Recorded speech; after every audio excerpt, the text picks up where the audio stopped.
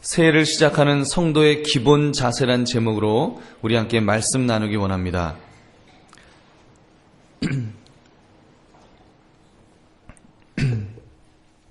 우리가 지금 세례 요한에 대한 말씀을 읽었습니다. 여러분, 세례 요한 하면 떠올려지는 이미지가 무엇입니까? 저는 그 이미지를 준비함이라고 생각해 봤습니다. 메시아의 길을 준비하였던 인물, 예수님께서 공생의 사역을 하실 수 있도록 그 길을 예비하였던 인물이 바로 세례 요한입니다. 그런 측면에서 우리가 오늘 본문을 한번 보시기 바랍니다. 우리가 새해를 시작하며 우리 모두는 무엇인가를 준비하고 있습니다. 새해에 나는 어떤 일에 중점을 둘까? 새해에 어떻게 하면 결심한 것을 끝까지 이룰 수 있을까? 또는 새해에 어떻게 하면 뭔가 다른 인생을 살 수 있을까를 나름대로 이렇게 계획을 잡으셨을 것입니다. 그런 결심을 강화시키고 확고히 하는데 세례 요한의 가르침은 대단히 중요하다고 믿습니다. 오늘 본문은 세례 요한이 요단강에서 사람들에게 회개의 세례를 전파하고 회개에 합당한 열매를 맺으라고 경고하는 장면을 보여줍니다. 그의 가르침으로 인해서 많은 사람들이 세례를 받았고 또 많은 사람들이 새로운 삶을 시작하게 되었습니다. 그러므로 우리도 오늘 이 말씀을 통해서 새해를 시작하는 그런 성도로서 우리는 그런 새해를 시작하는 성도의 기본 자세가 무엇인지를 우리가 다시 한번 점검하면서 은혜를 나누시는 저와 여러분이 되시기를 바랍니다. 첫 번째로, 내가 처한 광야 같은 삶이 훈련의 현장임을 깨달아야 합니다.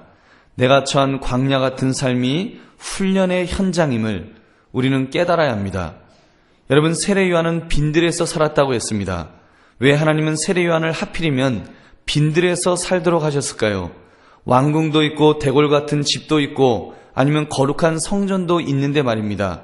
왜 하필이면 빈들, 광야, 황량하고 쓸쓸하고 거칠고 위험하고 무섭고 모든 것이 부족한 그런 광야에서 살도록 하셨을까요?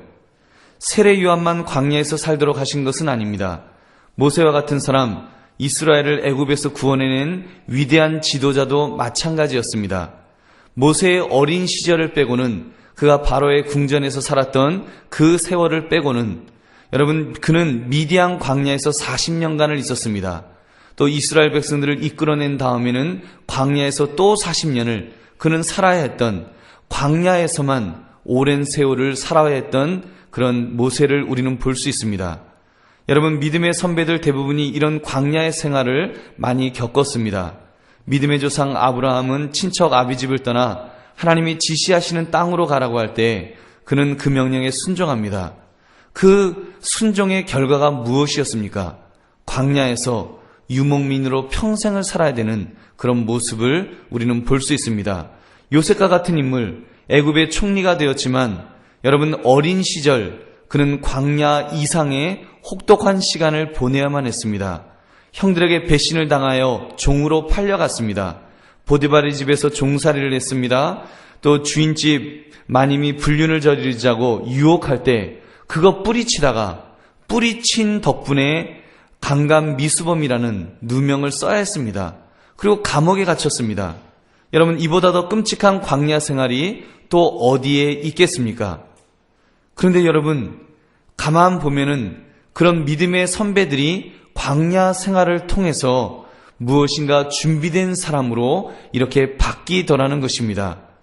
저는 요셉을 볼 때마다 그 하나님께서는 공짜가 없으신 그런 하나님이란 사실을 깨닫게 됩니다. 보디발의 집에서 종살이를 했습니다. 어떻게 보면 참 고생한 세월이었습니다. 근데 보디발의 집에서 그 부잣집의 모든 업무를 다 맡아서 하면서 그는 경영을 배웠습니다. 또한 감옥에서, 정치범들이 사는 감옥에서 고생을 해야 했습니다. 근데 그 세월은 그냥 덧없는 세월이 아니었습니다. 그 정치범이 사는 감옥에서 그는 정치를 배웠습니다. 애굽의 정치가 어떻게 되는지, 정치인들이 무엇을 생각하고 어디가 실세이고 어디가 힘이 없는지, 그런 모든 것들을 그는 배울 수 있었습니다. 그러므로 하나님께서 그를 그 광야 생활 속에서 잘 준비시킨 다음에 그를 애굽의 총리로 세워주신 줄로 믿습니다. 여러분, 그렇게 볼 때 광야 생활이 고통의 시간만은 아닙니다. 외롭고 쓸쓸하고 불편하고 괴롭기는 하지만 오히려 하나님께서 하나님의 사람을 쓰시는 신병훈련소와 같은 소망의 장소인 줄 믿습니다. 사랑하는 성도님들, 여러분에게는 어떤 광야의 삶이 있습니까? 꼭 어떤 장소가 아니더라도 어떤 상황에 처해 있느냐는 것입니다. 2009년은 많은 사람들에게 광야의 시간이 될 것입니다. 사회 전체가 광야가 될지도 모릅니다. 여러분, 경제적인 어려움, 정신적인 어려움, 관계의 어려움도 이런 복합적인 어려움이 생길 것입니다. 그런 광야 속에 있을 때 여러분, 우리는 버림받은 것 같고 저주받은 것 같은 그런 고통만을 느낄지도 모릅니다. 그러나 여러분, 그렇다고 할지라도 동시에 하나님의 부르심과 사명을 받는 훈련의 장소요, 소망의 장소임을 여러분 믿으시기 바랍니다. 혹시나 험악한 광야를 만나더라도 더 기도하시기 바랍니다. 내 자신을 한 번 더 돌아보시기 바랍니다. 내 인생을 다시 시작한다는 마음을 가져보시기 바랍니다. 여러분께서 뉴스에 보니까 우리나라를 다시 리세팅해야 한다는 그런 말도 있는 것을 읽었습니다. 저와 여러분은 믿음의 사람이기 때문에 신앙적으로 재다짐을 하는 그런 시간으로 잘 활용할 수 있는 저와 여러분이 되시기를 바랍니다. 사랑하는 성님들, 하나님께서 여러분들에게 맡겨주신 사명이 있을 것입니다. 어려운 광야길 위에 있을 때 오히려 내가 모든 것이 잘 되고 일사천리로 될 때는 정신없어서 그런 사명이 안 보일 수도 있습니다.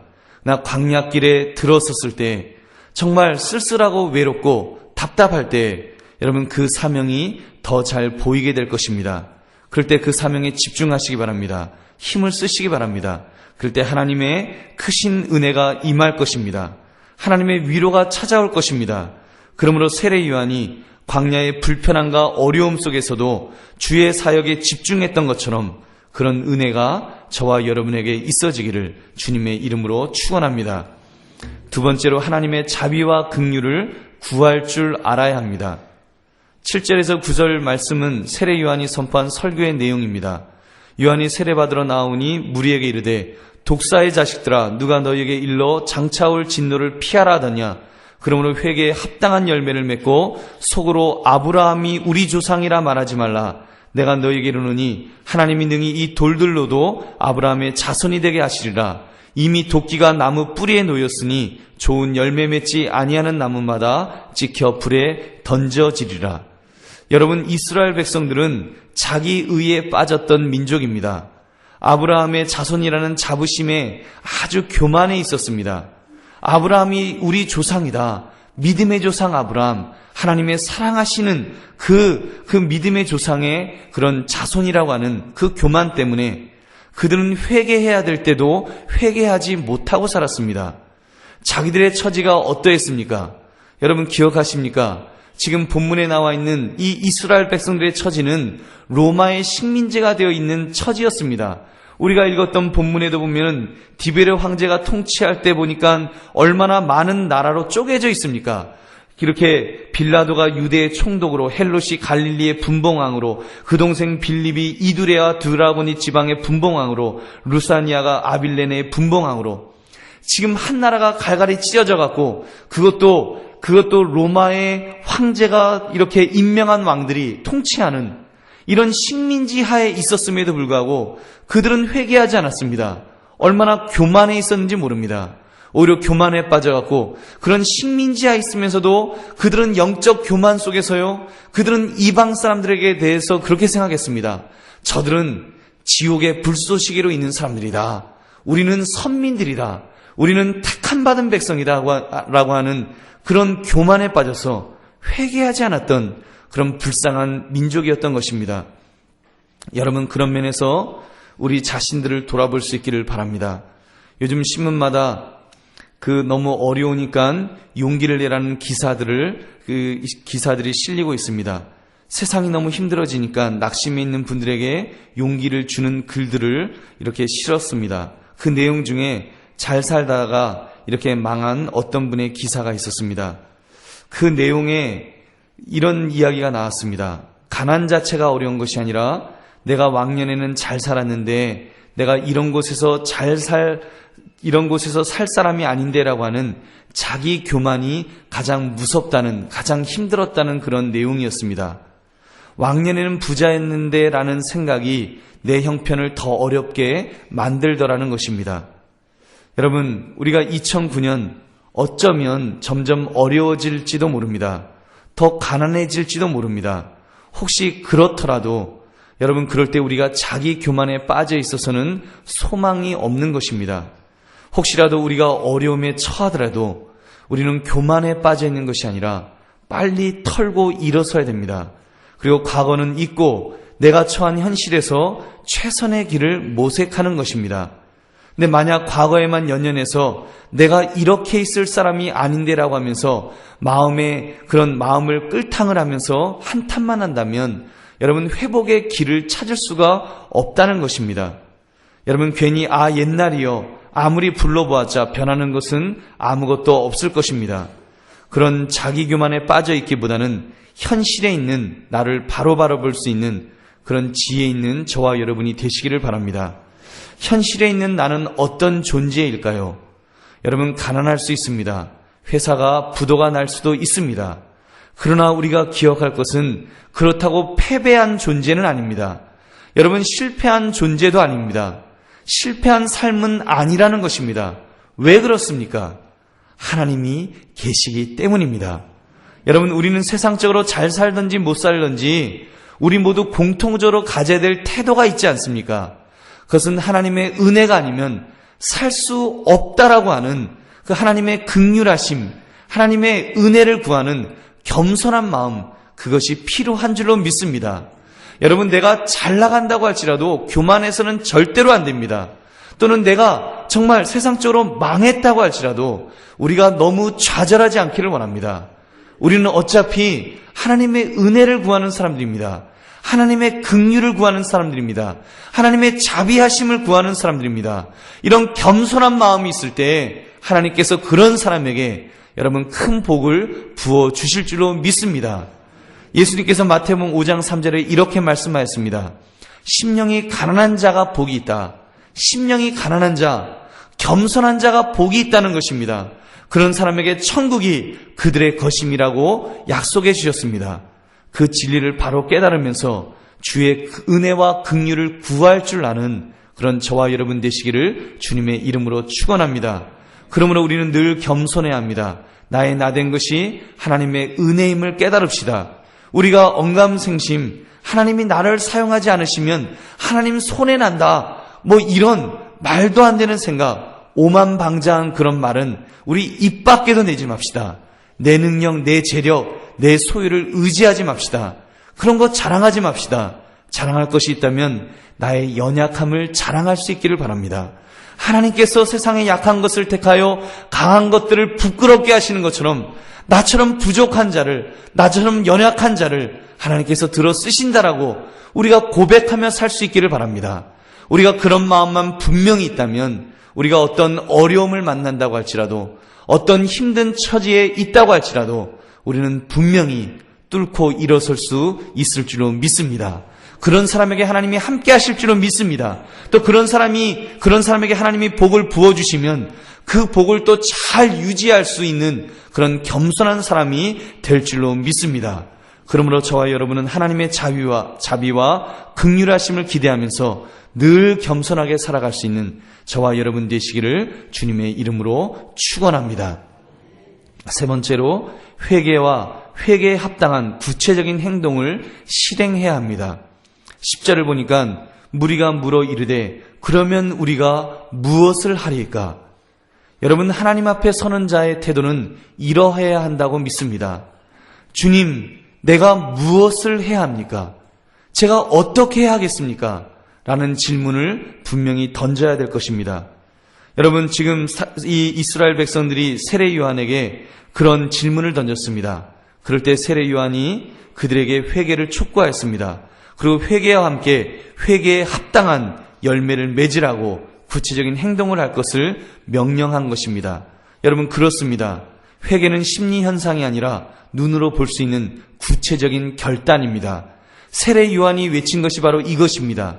피상적인 것이 아닌 실질적인 회개를 원하였습니다. 실제로 내가 잘못한 것이 있으면 구체적으로 그 잘못을 고칠 수 있는 행동으로 옮기라는 것입니다. 여러분, 진정한 회개가 무엇입니까? 세례문답할 때 늘 가르치는 내용이 그 3요소가 있지 않습니까? 지적인 요소, 그리고 정적인 요소, 지정의, 의지적인 요소. 그래서 지적으로 그것이 죄라는 것을 아는 단계입니다.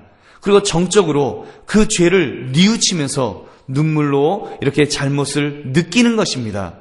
그랬으면 의지적으로 그 죄를 다시 짓지 않겠다고 결심하고 행동으로 이제 옮기는 것, 그것까지가 회개라고 말합니다. 여러분, 그렇게 볼 때 여러분 우리 자신들을 돌아볼 수 있기를 원합니다. 여러분, 오늘 말씀 보니까 세례 요한은 이렇게 가르쳤습니다. 옷 두 벌 가진 자는 옷 없는 자를 모른 채 하지 마라. 눈먼 돈에 마음을 빼앗기지 마라. 누군가의 희생의 대가로 내가 배불리 먹고 누리는 것을 당연하게 여기지 마라. 권력을 남용하지 마라. 이런 것들을 단호히 거부하라고 그렇게 가르치고 있습니다. 여러분, 우리가 그냥 용서하옵소서, 그냥 죄인입니다, 이런 기도, 여러분 이런 회개, 그것으로 충분하지 않습니다. 그보다 더 구체적인 기도로 들어가야 합니다. 내가 하나님 이러저러한 일로 범죄했습니다. 제가 그것을 개선하기 위해서 이러저러하게 행동하겠습니다. 여러분, 여기까지 결단하는 것, 그리고 그것을 행동으로 옮기는 것. 비록 우리가 연약하지만, 혹시 내가 결심하고 노력하지만 또 넘어질지 삼아라도 우리가 적어도 행동으로 옮길 수 있는 그것까지가 회개인 줄 믿습니다.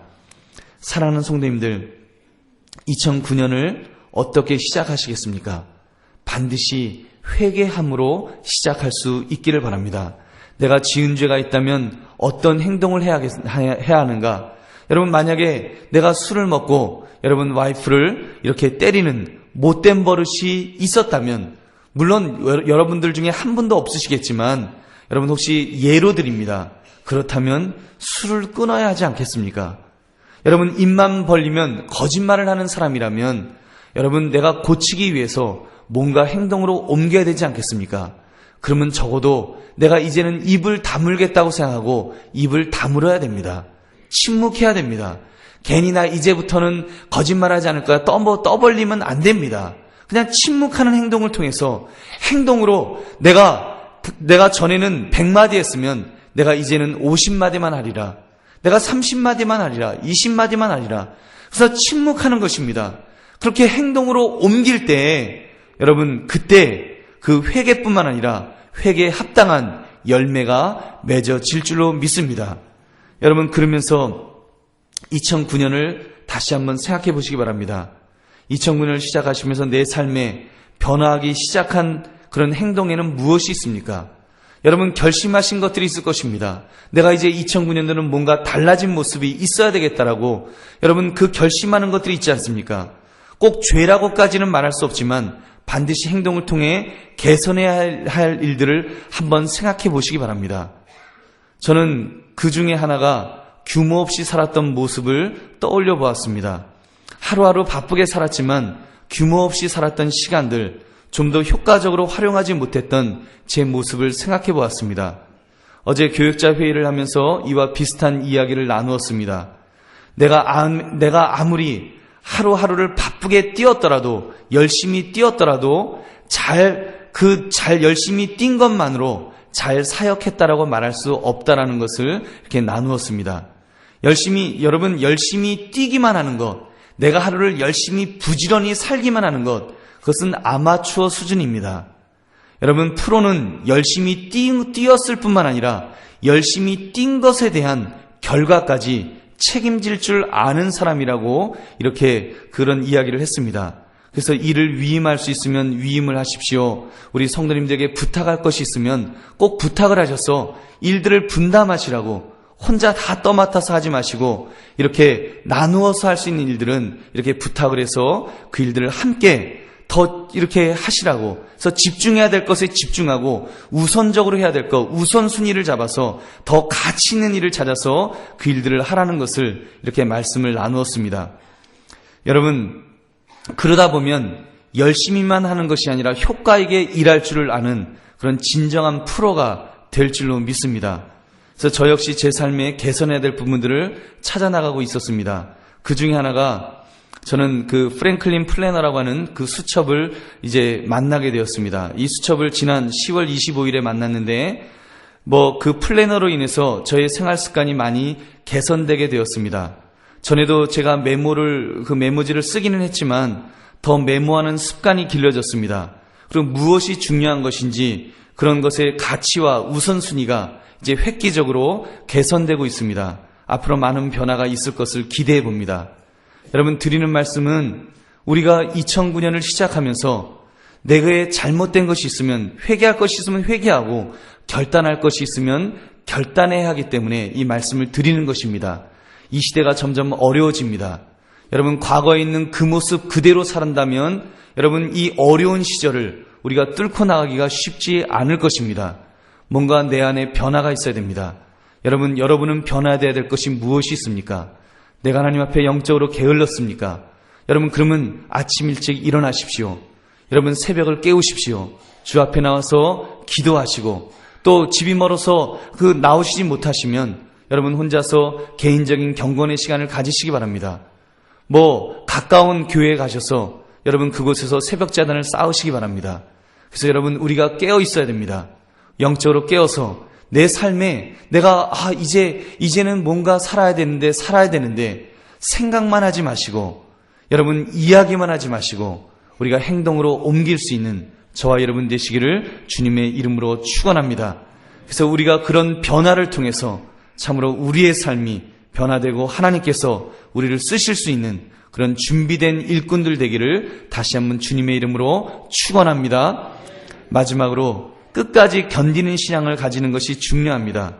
15절부터 16절, 17절을 보니까 요한이 모든 사람에게 대답하여 이르되 나는 물로 너희에게 세례를 베풀거니와 나보다 능력이 많으신 이가 오시나니 나는 그의 신발끈을 풀기도 감당하지 못하겠노라. 그는 성령과 불로 너희에게 세례를 베푸실 것이요 손에 키를 들고 자기의 타작마당을 정하게 하사 알곡은 모아 곡간에 들이고 죽정이는 꺼지지 않는 불에 태우시리라. 지금 세례 요한은 물로 세례를 주었지만 예수님은 성령과 불로 세례를 주신다라고 했습니다. 여기서 불로 세례를 주신다는 말씀을 여러 가지로 해석할 수 있을 것입니다. 근데 다음 구절과 비교해서 생각해 볼 때 불로 세례를 주신다는 것을 불로 연단하는 것으로도 그렇게 해석해도 별 무리가 없다고 생각합니다. 그 다음에 열매 없는 이들에겐 심판의 불을 내리실 것을 말씀하셨기 때문입니다. 사랑하는 성님들, 이런 말이 있습니다. 강한 자가 오래 견디는 것이 아니라 오래 견디는 자가 강한 자라는 말입니다. 저는 이 말에 공감을 합니다. 목회자 세계를 보아도 그런 것 같습니다. 오래 견디는 사람이 결국 강한 사람이 되는 것을 보았습니다. 개인적으로 저희 아버지는 굉장히 강한 분이셨습니다. 아마도 웬만한 목사님들보다 월등하게 강하신 보스 기질이 철철 넘치시는 그런 분이셨습니다. 근데 하나님께서 그 50대 중반에 불러가셨습니다. 그랬더니 지금은 이름도 없으십니다. 그때 활동하셨던 피종진 목사님과 같은 분들은 얼마나 왕성하게 지금까지 활동하시는지 모릅니다. 여러분, 좀 다른 이야기입니다만 하나님 앞에서도 저나 여러분이 끝까지 견디는 자들이 될 수 있기를 바랍니다. 잠깐 쓰임받다가 용도 폐기되는 것이 아니라 끝까지 쓰임받는 자들입니다. 여러분, 지난주 오후 은퇴 예배 때 말씀드린 것처럼 우리의 은퇴는 주님께서 천국으로 나를 부르시는 그날인 줄 믿습니다. 그때까지는 쓰임받아야 합니다. 젊었을 때는 젊은 모습으로, 연세가 드신 후에는 연세 드신 모습으로, 건강할 때에는 건강한 모습으로, 건강을 잃었을 때에는 또 잃은 모습으로 쓰임받을 것이 있을 것입니다. 경제적으로 풍성하면 또 물질을 가지고 섬기시고, 경제적으로 어려우면 또 다른 것을 가지고 여러분 섬길 수 있습니다. 여러분, 특별히 2009년도 자꾸 힘들다고 하니까 여러분 너무 걱정스럽습니다. 혹시라도 우리 성도님들 중에 중도에 포기하는 자가 한 사람이라도 있을까봐 굉장히 걱정스럽습니다. 사랑하는 성도님들, 우리가 어렵고 힘들더라도 여러분 끝까지 견딜 수 있는 저와 여러분 되시기를 주님의 이름으로 축원합니다. 여러분 점점 어려워질지 모릅니다. 몹시도 어려울 수 있습니다. 우리가 기도하며 믿음으로 견디어 가노라면 하나님께서 우리에게 은혜 주시고 힘을 주실 줄 믿습니다. 아무리 어려워도 너무 두려워하지 마십시오. 아무리 세상이 어렵다고 하더라도 여러분 틀림없이 하나님은 우리가 감당할 수 있는 힘을 주실 것입니다. 고린도전서 10장 13절 말씀, 사람이 감당할 시험 밖에는 너희가 당한 것이 없나니 오직 하나님은 미쁘사 너희가 감당하지 못할 시험 당함을 허락하지 아니하시고 시험 당할 즈음에 또한 피할 길을 내사 너희로 능히 감당하게 하시느니라. 여러분 믿으십니까? 세상이 아무리 어려워도 감당할 시험만큼만 주실 줄로 믿습니다. 아무리 엄청난 일이 내게 닥친다고 할지라도 피할 길을 틀림없이 예비해 주신 줄로 믿습니다. 우리가 그 믿음 가지고 나아갑시다. 여러분, 그러므로 우리가 기왕 인생을 살아가는데 어떤 인생을 사시겠습니까? 성령으로 불시험을 잘 견딘 후에 곳간에 들어갈 알곡이 되기를 원하십니까? 아니면 꺼지지 않는 불에 들어갈 쭉정이 인생이 되기를 바라십니까? 물어보나 마나지요. 그죠? 물어보나 마나지요. 우리 모두는 알곡 인생이 되기를 원하시는 분들인 줄로 믿습니다. 그러므로 어떤 시련과 역경이라도 우리가 믿음으로 잘 견디심으로 끝까지 견디심으로 승리하시는 저와 여러분 되시기를 주님의 이름으로 축원합니다. 말씀을 맺습니다.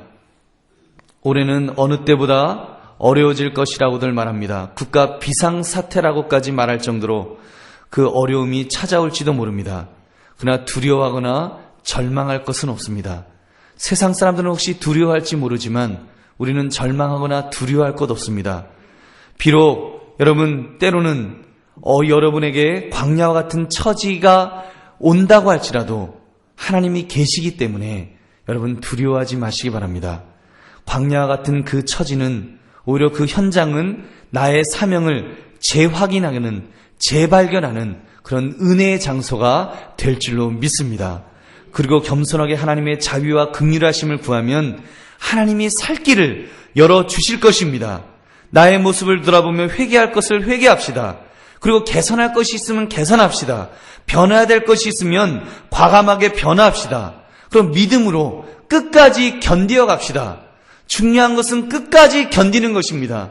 좀 힘들다고 포기하면 안 됩니다. 좀 힘들다고 좌절하면 안 됩니다. 좀 힘들더라도 우리가 믿음으로 끝까지 견디고 불 속을 통과하고 나면 정금과 같은 사람으로 하나님께서 만들어 주실 줄로 믿습니다. 여러분, 우리 그거 기대합시다.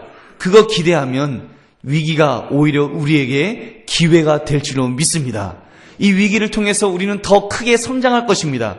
더 크게 영적으로 성장할 것입니다. 우리의 삶의 모습도 바뀔 것입니다. 그러면서 우리가 주님 앞에서 더 성장함으로 우리의 이 새해를 시작하면서 나의 기본 자세를 다시 한번 재점검하심으로 그렇게 믿음으로 살아갈 수 있는, 그래서 승리하시는 저와 여러분 되시기를 주님의 이름으로 축원합니다. 우리 함께 통성으로 기도하겠습니다.